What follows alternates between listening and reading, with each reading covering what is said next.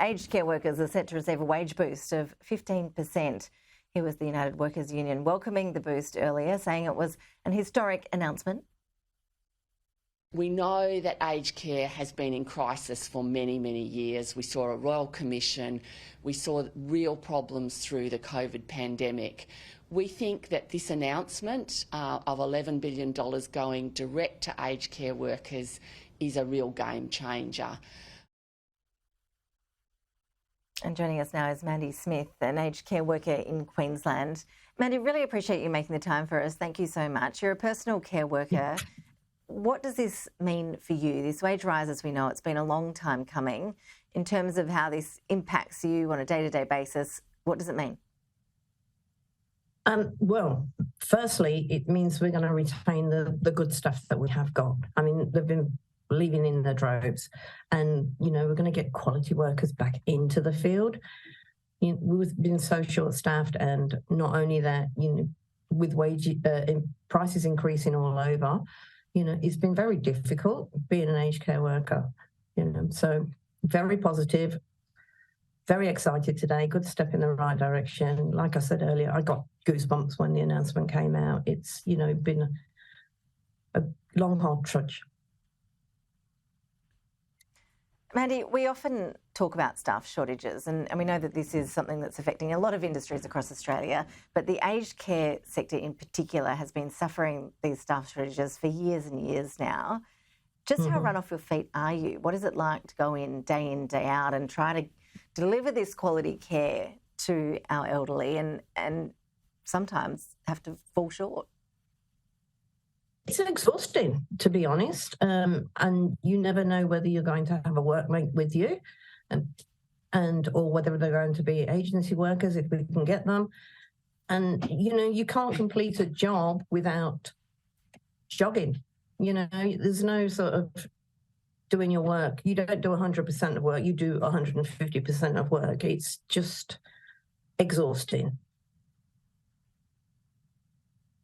And the wage boost is welcome, but still, we won't be describing your sector as being highly paid at all. The 15% increase, of course, does help. But what else would you like to see in terms of enticing more workers into this sector? What else needs to be done? It would be lovely to have a ratio, so we've got definite amounts of staff on the floor per resident. There's lots of things that need to be done, and we've got the time now. They're giving us the time to give to the residents, and we need to increase on that because it's not all about. We need to give them quality care and time to do that. Whether that means getting people in from abroad or whatever, monitor it, make providers more accountable and transparent. It's the money's going in. We need to know where it's going and how it's being spent, and make sure that that quality care is being provided and that we're being able to do that. Yeah, you mentioned ratios. In an ideal world, I think we would all like to see some sort of ratio put in. We've seen it implemented in the childcare sector. It's, I guess, along the similar train as having the 24/7 nurse in every aged care home. That's something that the Labor government's committed to. But we've seen that some providers are suggesting it's just not realistic in terms of being feasible on a day-to-day basis. We're seeing some aged care places saying that they need to close because they can't live up to that standard.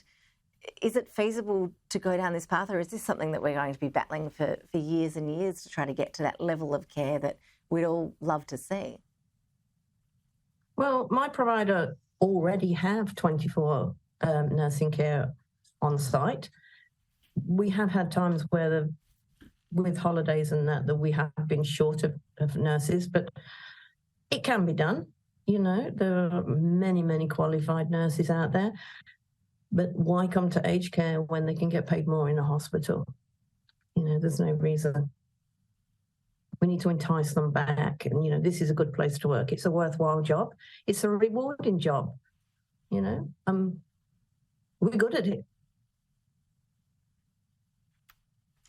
Look, and we are all very grateful that we do have workers like you, Mandy, who are there looking after our elderly on a day-to-day basis. Really appreciate you joining us today and giving your reaction to that big news that we'll be hearing more about in the budget next week. Thanks so much. Thank you.